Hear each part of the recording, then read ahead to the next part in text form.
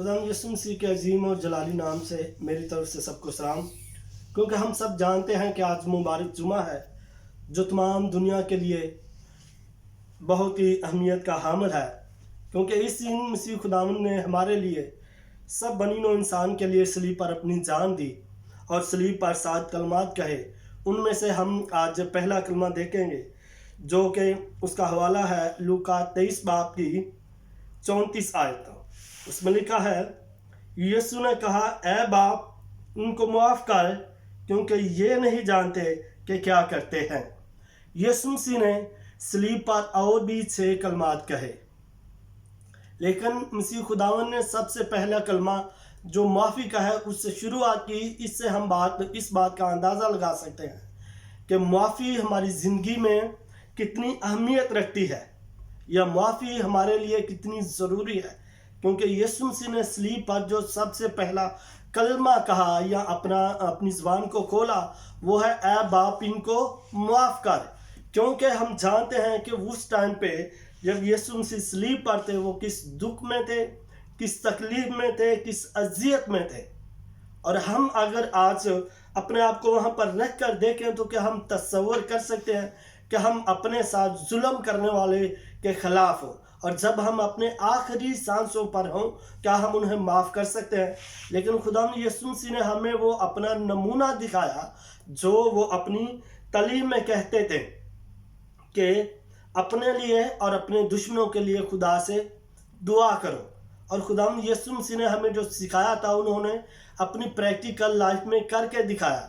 उन्होंने अपने दुश्मनों को, अपने गुनाहगारों को माफ़ करके हमें ये लेसन दिया था कि आप कितनी बड़ी तकलीफ़ में हो, कितने बड़े मुश्किल हालात का आपको सामना हो, लेकिन फिर भी आपने माफ़ी को अपने हाथ से जाने नहीं देना। हमेशा तौर पर अपने दुश्मनों को, अपने जो आपके साथ बुरा सलूक करते हैं लोग, उनको माफ़ करना है। इस हवाले को अब एक और हवाला देखते हैं, मत्ती 18 की 23 से 27 आयत। उसमें लिखा है, पास आसमान की बादशाही उस बादशाह की मानिंद है जिसने अपने नौकरों से हिसाब लेना चाहा। जब हिसाब लेने लगा तो उसके सामने एक कर्जदार हाजिर किया गया जिस पर उसके 10,000 तोड़े आते थे, मगर चूंकि उसके पास अदा करने को कुछ ना था इसलिए उसके मालिक ने हुक्म दिया कि ये और इसकी बीवी और बच्चे और जो कुछ इसका है सब बेचा जाए और कर्ज वसूल कर लिया जाए। बस नौकर ने गिर कर उसे सजदा किया और कहा, ए खुदावन मुझे मोहलत दे, मैं तेरा सारा कर्ज अदा करूँगा। उस नौकर के मालिक ने तरस खाकर उसे छोड़ दिया और उसका कर्ज बख्श दिया। ये हम यहाँ पर देखते हैं कि एक जो नौकर था उसके मालिक ने उससे जब हिसाब वसूल करना चाहा तो उसके पास कुछ नहीं था। उसके इस जब हम देखते हैं कि नौकर ने जब गिड़गिड़ा कर उसके पाँव में गिर कर उससे माफ़ी मांगी, उससे मोहलत मांगी, उससे टाइम मांगा, तो मालिक को तरस आया उस पर और उसने उसका सारा कर्ज माफ़ कर दिया। अब इसी हवाले को हम कंटिन्यू रखते हुए एक दूसरी आयत में हम देखते हैं, 32वीं आयत में लिखा है कि इस पर उसके मालिक ने उसको पास बुलाकर उससे कहा, ऐ शरीर नौकर, मैंने वो सारा कर्ज तुझे इसलिए बख्श दिया कि तूने मेरी मिन्नत की थी। क्या तुझे लाजिम ना था कि जैसा मैंने तुझ पर रहम किया तू भी अपने हम खिदमत पर रहम करता। और उसके मालिक ने खफा होकर उसको जलादों के हवाले किया जब तक तमाम कर्ज अदा ना कर दे, कैद में रहे। मेरा आसमानी बाप भी तुम्हारे साथ इसी तरह करेगा अगर तुम में से हर एक अपने भाई को दिल से माफ़ ना करे। हमने यहाँ पर 2 नौकरों की कहानी सुनी, बादशाह की भी, कि बादशाह ने अपने पहले नौकर को इसलिए माफ़ किया था कि उसने उसकी मिन्नत की थी और बादशाह को उस पर तरस आया था। और इसी जो नौकर था जो माफ़ किया गया था, इसने अपने किसी दूसरे हम खिदमत से कुछ कर्ज लेना था, लेकिन इसने उसको बहुत जलील किया, उसको कैद खाना में डाला, उसको बहुत बेइज्जत किया। लेकिन जब उसके हम खिदमतों ने मालिक को जाकर बताया कि फला नौकर ने आपके ही नौकर के साथ कर्ज के लिए ये किया है, तो वो मालिक ये बात सुनकर बहुत खफा हुआ और गुस्सा हुआ और उसने नौकर को वापस बुलाकर उससे कहा कि तुझ पर रहम किया, तू भी हम खिदमत पर रहम करता। कि बादशाह ने इसलिए उस पर रहम किया था ताकि तू भी दूसरों पर रहम कर। मैं तुझे ये सिखाता हूँ कि मैंने तेरा कर्ज माफ़ किया है ताकि तू भी जिससे कुछ लेना है उसको माफ़ कर। लेकिन उसने ऐसा नहीं किया तो उसके मालिक ने उससे क्या कहा?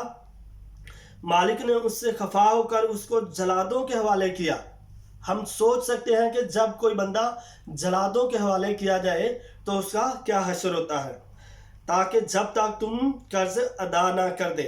फिर हम आगे वाली आयत में जो 35 उसमें लिखा है कि मेरा आसमानी बाप भी तुम्हारे साथ इसी तरह करेगा अगर तुम में से हर एक अपने भाई को दिल से माफ ना करे। हमारा पॉइंट ये है कि आसमानी बाप जो कुल कायनात का मालिक है, हम सब उसके गुनहगार हैं। हम हर रोज गुनाह करते हैं। जब हम उसकी मिन्नत करते हैं, उसके आगे गिड़गिड़ाते हैं, उसके आगे रोते हैं, तो वो हमारी दुआओं का जवाब सुनकर हमें माफ़ करता है।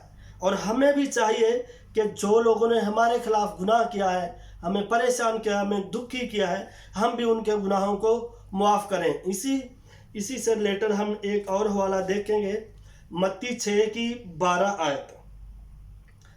मत्ती चैप्टर 6 उसकी 12 आयत में लिखा है, जिस तरह हमने अपने कर्जदारों को मुआफ़ किया है, तू भी हमारे कर्ज हमें मुआफ़ कर।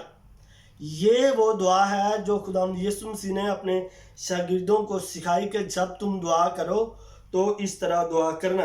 और उसमें 12वीं आयत में लिखा है कि जिस तरह हम अपने कर्जदारों को माफ़ किया है, तू भी हमारे कर्ज माफ़ कर। यहाँ पर हम देखते हैं कि हमने अपने लिए एक शर्त रख दी है। हमने हम खुदा बाप को कह रहे हैं कि जिस तरह हमने माफ़ किया है ना, तू भी वैसा ही कर।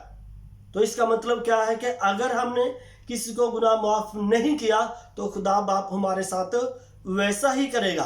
और अगर हमने अपने गुनाहगारों को माफ़ किया है तो हम अपने खुदा से, अपने आसमानी बाप से बिल्कुल तौर पर माफ़ी की उम्मीद रख सकते हैं। इसी चैप्टर में 14वीं आयत में लिखा है, इसलिए अगर तुम आदमियों के कसूर माफ़ करोगे तो तुम्हारा आसमानी बाप भी तुमको माफ़ करेगा, और अगर तुम आदमियों के कसूर माफ़ ना करोगे तो तुम्हारा बाप भी तुम्हारे कसूर माफ़ ना करेगा।